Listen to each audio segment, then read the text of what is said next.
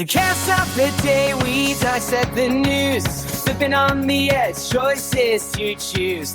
Politics and laughter, a blend that's so real. Shooting for the stories that make you feel. With guests from every angle, let's bridge the divide. Finding the truth in the humor we can't hide.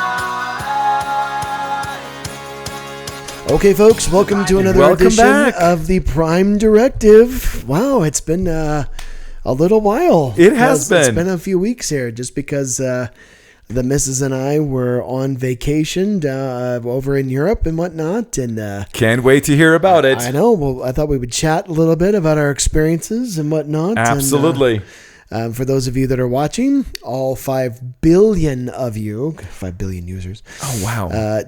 We appreciate you, and please join the comments in the comment section and whatnot.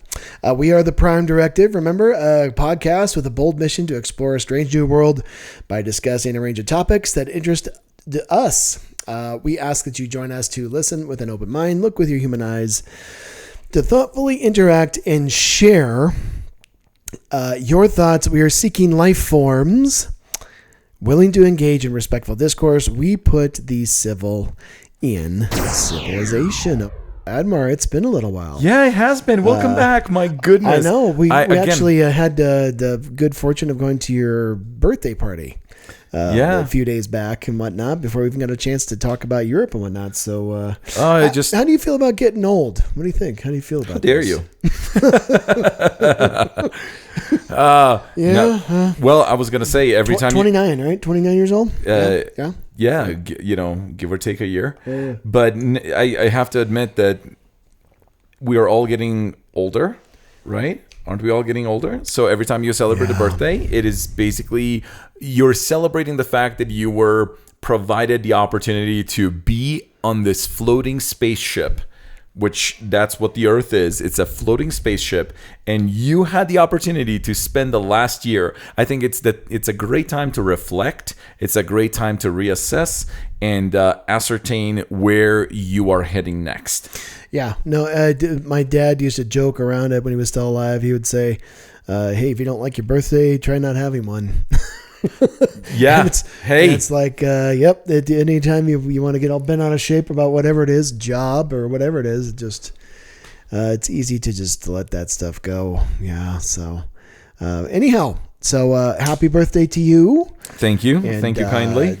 Doing a champion job of raising your son and just being a good member of society, brother. It's just so appreciated because, man, there's a segment of young men right now that are just lost. And you know what? I was like them at a certain point in my life. I know. But I was very much like them. And I lost my way for a while, especially as it was in my teen years. Oh, my God. But then college luckily helped me find a way again. Scott Galloway, again, to pull that name out of the hat, but he routinely... Shout out to Professor G. Professor G, and I'm listening to his podcast. I subscribe to him, too. Oh, yeah. Likewise. Because he has so many great guests on, too, but just he makes such a great point about, having colleges take a chance on unremarkable people and make him remarkable. And that was me. Of course, the truth is every one of us is remarkable. The truth is every human being has some kind of unlocked potential. But in my case, I found it through drums, but didn't find the intellectual stuff until college. It took a while for me and stuff. So anyhow, speaking of intellectualism. Okay. So, Mrs. and I took off after the school year ended, and thank God it ended.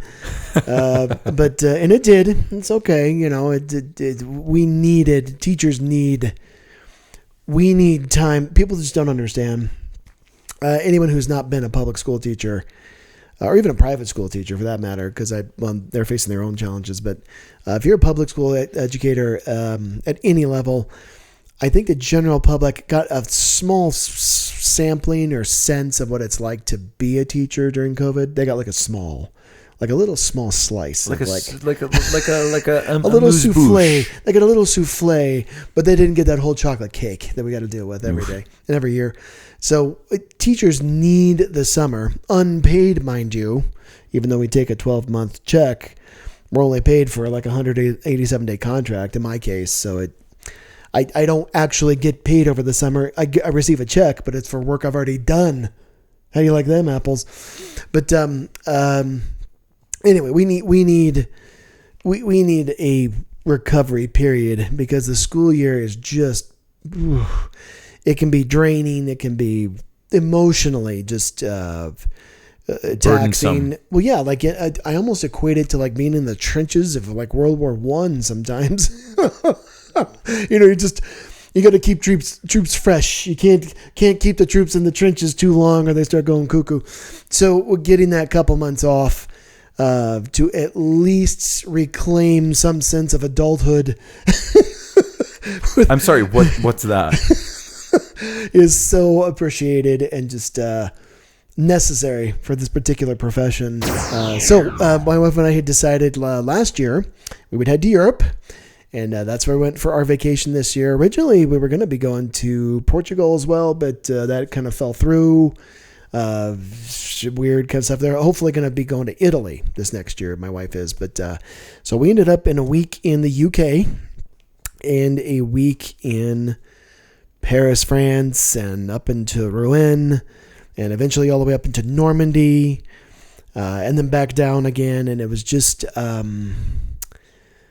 man, it's hard to even describe what travel does, right? Mark Twain mentions this in his writings and stuff, that travel is like the great destroyer of prejudice. And it really is. It just opens your eyes, travel does, to the idea that the world does not revolve around just America.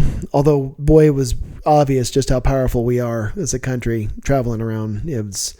We are the most dominant country identity, if you want to call it that. We are the most dominant cultural force in the world. It's unparalleled. The conversations that we had over the last few weeks there, and so we should start off probably with chatting about. So you were born in Europe. But you were not raised there your whole life. You came over about 9 years old, something like that? No, actually more like, 17.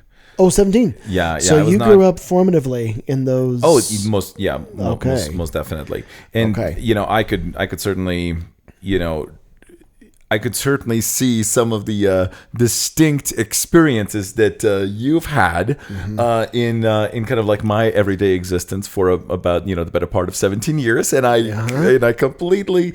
It's kind of funny. So what is it like Americans should know about? Because we just visited. We're just been there for a couple of weeks, and we had the bourgeoisie.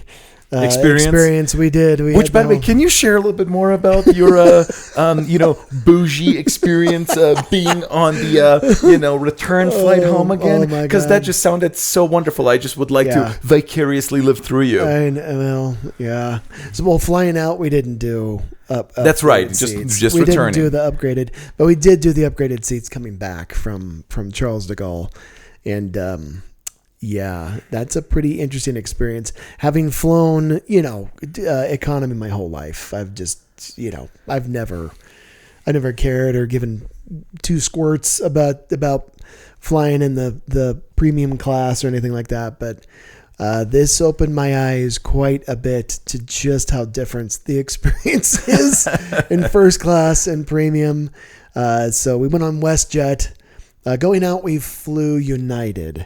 Okay. And United was just, they had nothing left. And so we just had to take whatever seats we could get. So we ended up on the economy, which wasn't bad. It wasn't actually terrible. It wasn't horrible or anything, because it was a direct flight. We were able to go Denver straight to Heathrow, which was about 9.5 hours, which was good.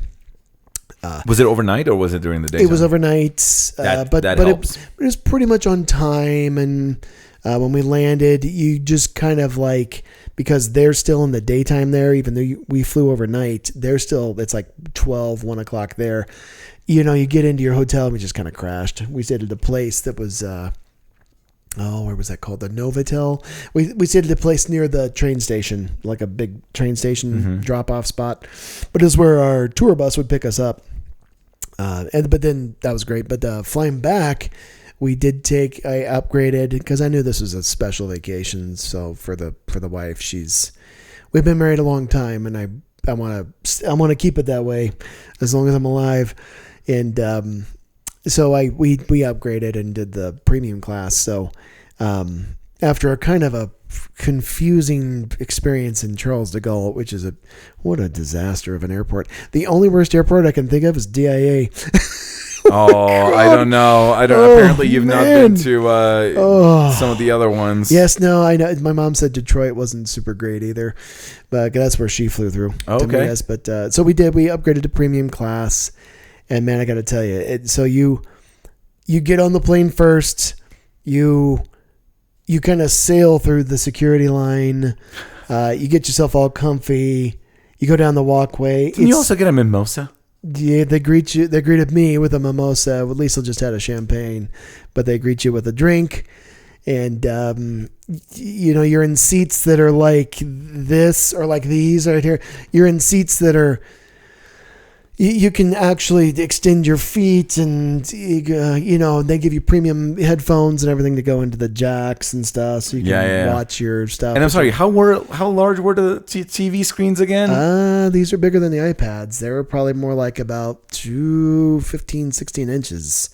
Wow. They were pretty big screens. That's like a movie theater in the sky. Basically, it was. Wow. And then anything that you wanted, they would bring it to you, food or whatever that was just kind of included in the price, whatnot. You could lean your seat back, and so you could get not flat, but we could get mostly there. If you wanted to crash, it's like sleeping in a couch, like sleeping in a lazy boy. Although you didn't crash, you were just watching terrible movies. Apparently. No, I can never sleep on flights. My spidey senses are always just, it's my ADHD kicking in. I've always got to look around, but I watched like 3 or 4 movies and listen to music and caught up on some work email stuff, and now it's complimentary. Wi-Fi is complimentary up there, so you can just log in and you could play games. And I was doing Clash of Clans.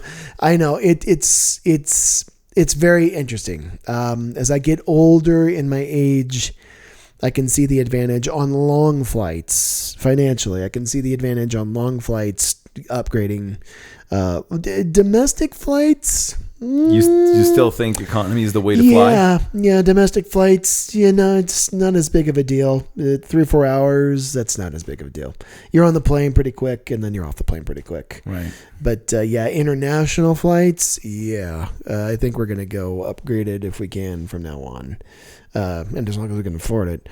But just wait until we get to teleportation. Boy, would that be nice. Jeez, yeah. Well, they've just proven that. It's probable. Not even possible. Probable. I know. And I just saw that latest thing about the latest red galaxy shift that they saw, where now the latest theory is we're in a black hole.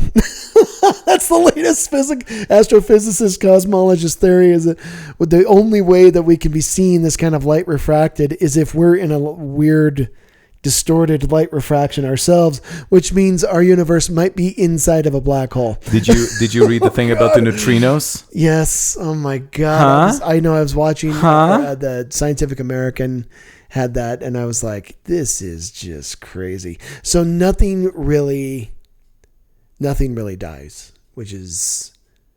that's very strange to me. So the universe is really never ending. And apparently it's conscious. These neutrinos and these photonic reflections of what we are in moments in time, they don't ever go away. They just travel endlessly through time and space, and they just keep going. And they're refracted in another reality. It's very. I don't even begin to try to theorize pretend like I could understand the theories and the theorizations that are going on with this stuff. It is interesting. The more you know, the less you know, right? That's the great wisdom of the Tao Te Ching and stuff. But that's the beauty of it. The beauty is in the exploration. The beauty is in the question and the thought. And anybody who says I know, you know immediately they don't. Right. The great wisdom of Socrates is, I know that I don't know. When he got together with the oracle at Delphi, she was like, you are a great man of wisdom. You know that you do not know. And that is people come to get the great wisdoms of the sages, and boy, they're there to tell people what they want to hear. And no, when you know you don't know, then that's the beginning of the journey of wisdom, of true wisdom, of just knowing that you can go 1,000 lifetimes and not even scratch the surface of the reality of existence and the unreality of it too. So anyway, we flew back first class. I didn't mean to digress, but we flew back first class or upgraded class, whatever it is, like a premium class is what they called it, and landed in Calgary, sailed through customs back down to DIA. Now DIA, that leg, our flight got kind of like delayed a little bit, so we didn't get the premium class. They put us in the seats 1A and then didn't sit anybody next to us. I guess they thought that would be the same. So it's not the same, is it? Yeah, no, I marked that flight down on my little rating thing. I was like, yeah, this is lame. But that was only 2 hours, so whatever. So land in DIA. Then we sit on the tarmac. There are hundreds of emergency vehicles all over the place. I don't know what was going on. At DIA. I don't know if it was some idiot had run out onto the tarmac. I don't know if...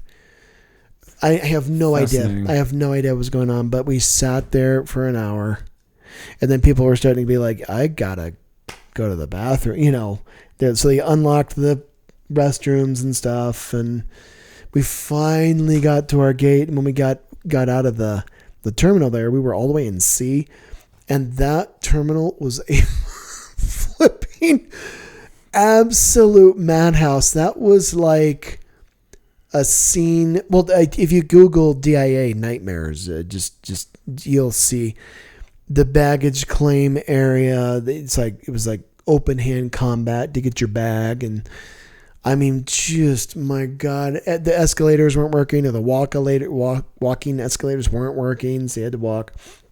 But I'm just like, Jesus.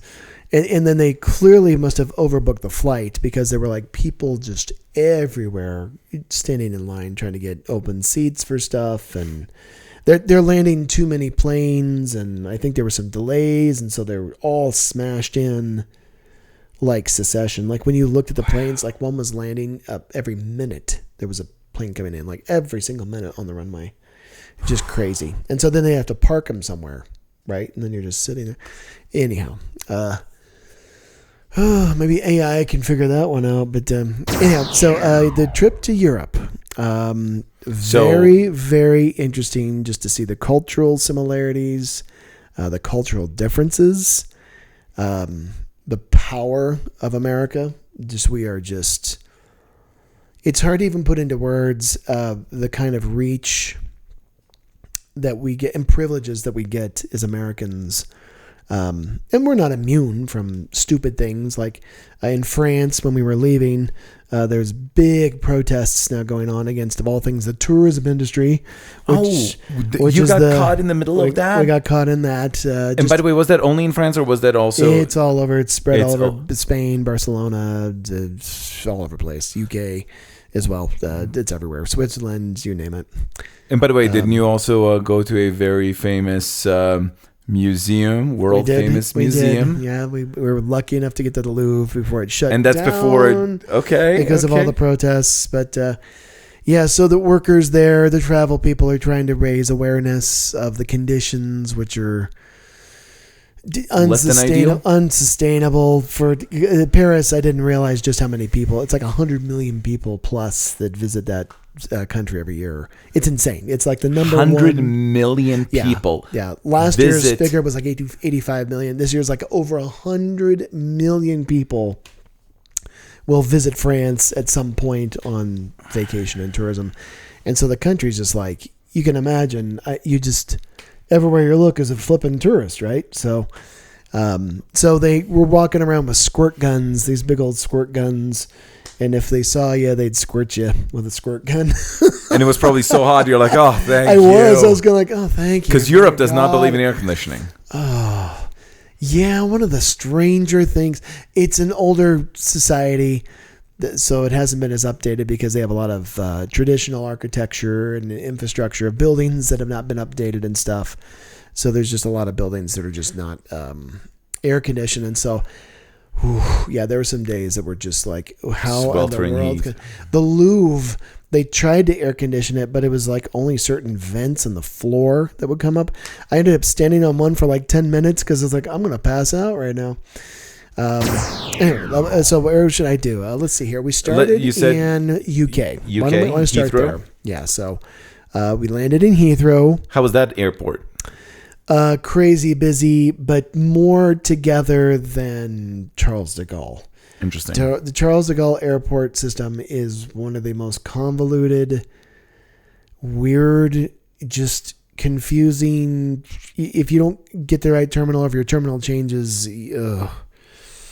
very stressful. If you're running to make a flight, it's going to be, you might not make it. Anyway, Heathrow, very just super duper busy, but pretty quick to get through. They wouldn't give us a stamp. That was a little bit of a downer. They were like, we don't do stamps anymore. I'm like, okay, I wanted a stamp on my passport. They're like, we don't do that. I'm like, keep on going, American. I'm like, okay, sorry. Yeah, I want one. Can I buy one? Sorry. French did. I got 2 stamps from France. See, there you go. But so get through the airport, hop in a cabbie's thing, just Uber. Everything works just like in America, except that the Great British Pound is about 3-2 against the American dollar. So they're kicking our ass. The pound. The sterling, huh? The pound sterling is about 39% higher in value than the dollar. So if you saw like something you wanted for $10, it's $13.80. If you want something for $100, it's $138.80. That kind of stuff. So you had to tack on the stuff. But even with those kind of charges, we're not that far off. We're not. Yeah. It's not like is it the dinar? The dinar. There's some currencies that are out there that are like, are you kidding me? Yeah, is that a dinari? It's like 100 to 1 or something against the dollar, and it's like what? Crazy. Anyhow, so we hopped on we've never done this before. Liesl found a tour radar, tour bus, and we had a tour with the most charming British guy. His name was Marcus, and we went all over the UK. This is the way to go in the UK. It is. Now you might upgrade the bus or whatever because there might be more bougie buses and whatnot, but I don't know. But we just took the coaches. Coaches, yes. Yeah. But we went on this excursion. We made friends from Australia. People from the UK, obviously, people from Texas, people, just a smorgasbord of people all over the world coming to check out the UK. We started off, where did we start off? Let's see, we went to up north. Our first stop was in, not Scotland. Our first stop was just outside of Scotland, at this place called the Angel of the North. It is this architectural masterpiece that this guy created. It's like a 150 foot tall structure that looks like an angel with her wings out. And it's iron, so it's very rusty? No, it's more modern, like 1920s, like okay. Art Deco. That's it. It's very Art Deco. That's what I'm thinking of. So it's got that rust color, but it's just huge. And I was like, what? This thing's just in the middle of nowhere field. Then we headed to this place called the Kelpies. And I've got some videos. I'm sure Liesl will put some pictures and stuff up on the interweb and show that. But the Kelpies is like this huge horse sculpture that's like, again, 150 feet tall. And you're like, what in the heck is this? Whoa, this is crazy, We stopped along Hadrian's Wall, which was more like Hadrian's, raised stone fence or something like that. That's all that's left. That's all that's left from this massive stone stuff. We went up to Scotland. I spread some of her dad's ashes just outside of Loch Lomond at another loch right next door to it called Loch Arrochar, which is even more beautiful if you can imagine that. But I put his ashes in there. And then we got attacked by these creatures that we have never seen before called midgies. What? You ever heard of these things? No. What were you in? Like a Harry Potter novel? So we waited until the sun went down, thinking it'll be cooler to go spread his ashes and stuff. So we go up next to the loch. And the lochs are kind of like swamps and stuff. You know, they're lakey, but they're swampy around there with stuff. I start saying a few words and spreading his ashes, and these miniature, they're like a mosquito, smaller, but they don't have a sticker thing. They've got scissor teeth. Wow. These things attacked Liesl and her mom and me. We were literally like, well, here's to a good man. Oh my God. It was just running away because it was like a swarm of like, what? I must have had like 50 bites on my neck and stuff. I mean, and so I come to find out that the Scotland midgie is the most aggressive biting insect like in the world. And I'm like, my God. So we left his ashes there and stuff and got a chance to see Scotland. We did the Lake Loch Ness and stuff, which is big. That's a pretty big loch. It rained, but beautiful sights and scenery. Headed back down to like Cardiff. Cardiff is a pretty cool city. Drinking place, working people, about 500,000 people living there. Best mac and cheese I've ever had in my life. I can't even pronounce the word, but they said eat well in not Gaelic. Maybe it was Gaelic. It's the Wales language there and stuff. Okay, so, in Welsh. In Welsh, there it is. That's it, Welsh, and it's this. I can't even copy it. I should look it up how they say it. Oh, some of their city names are just fascinating. Yeah. It's the longest Welsh word, I think, in the English language. Word. And it's something like eat well. Yeah. Okay. Lan fer pilvil giligorgeri trinril drobil lanti solo go gok. What did you just call me? What was that, a spell? And that is St. Mary's Church in the hollow of the White Hazel near the Rapid Whirlpool and the Church of the Sorrow near the Red Cave or something. It's like, what the hell does that mean? Okay, whatever. Fascinating. Whatever you say. It's the longest one or whatever. And I'm like, okay, whatever you. But good times, good people. Came back down into London. I did get a chance to see where the Beatles were in Liverpool. Unfortunately, my mother-in-law broke her back.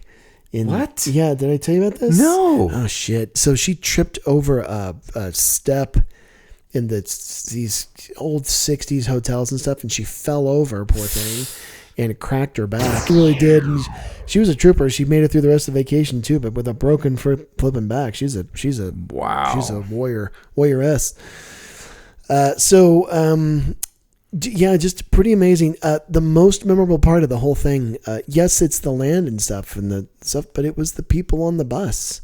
We were trekking around with people on the bus, some of whom we got along with spot on, and our tour guide, Marcus, we were Facebook friends, but there were some other people on the bus that were just like, okay.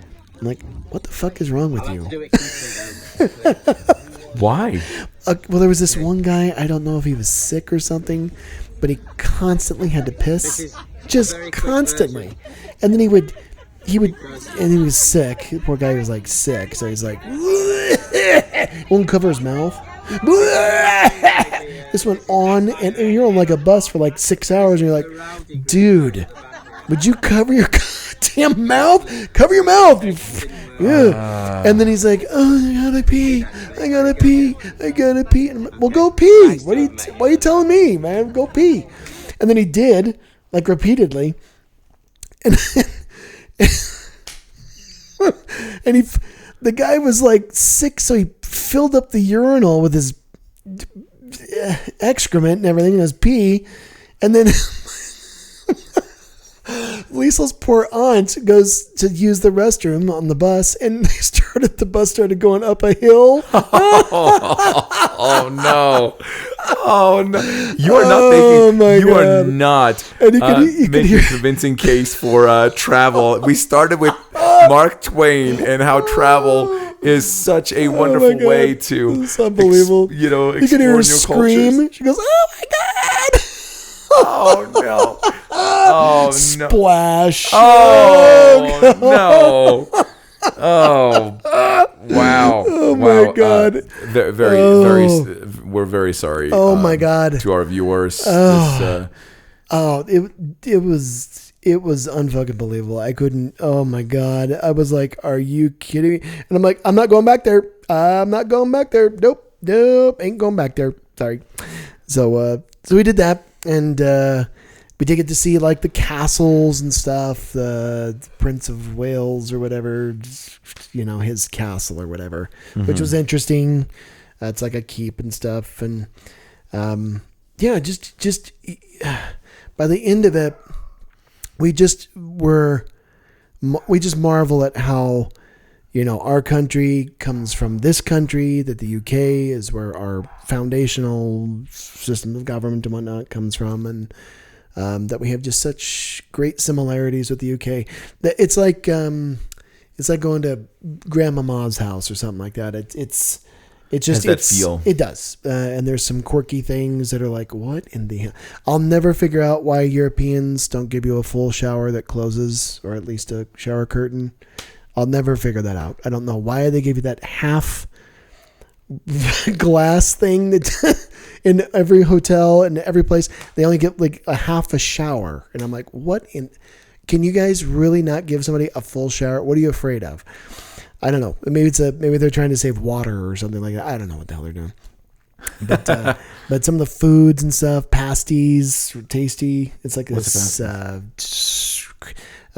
meat-filled croissant-looking thing. That's like with crusty edges and stuff. And they fill it with like meats and cheeses and stuff and different fillings and stuff, and very tasty. We did Bath, and so we did go see where the Romans were there 2,000 years ago, and it was like, in England, yeah. Wow. So you can see the Roman influence.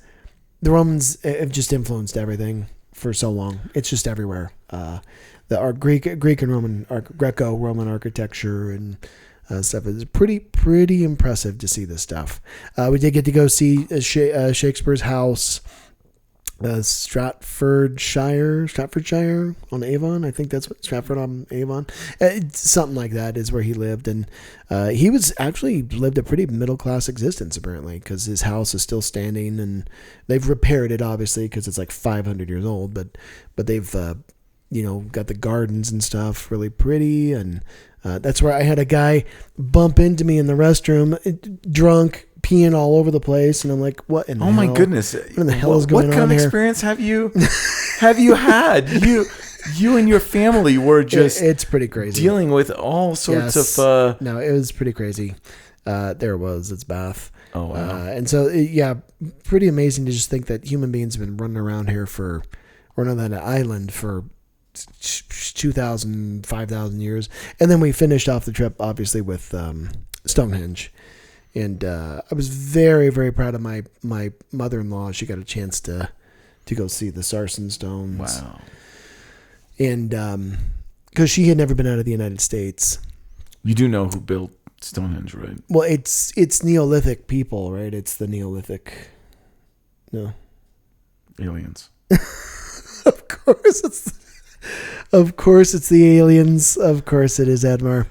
Yes, anything that is mysterious must be the aliens. I've got this mole on my arm.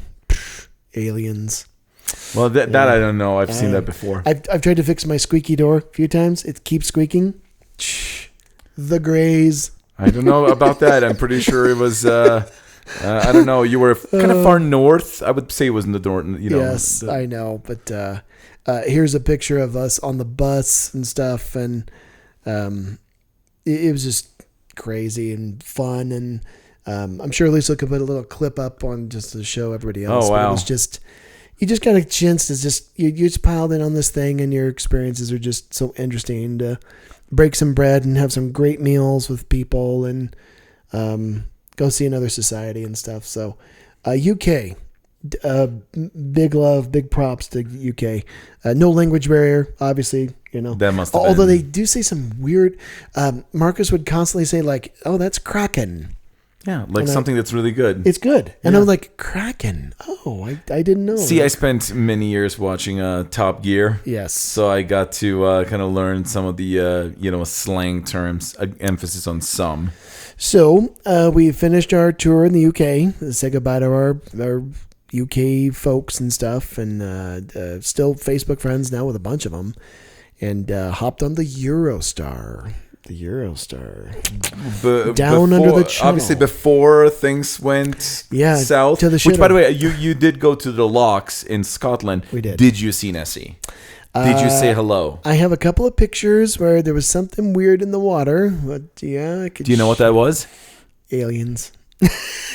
You said it. I did not say it. I that's why I asked. Do It's you aliens. know what it was? Aliens. Of course. There it you is. go. Aliens. So as we close the chapter, lend us your ear. The Prime Directive's calling, so let's pass a beer.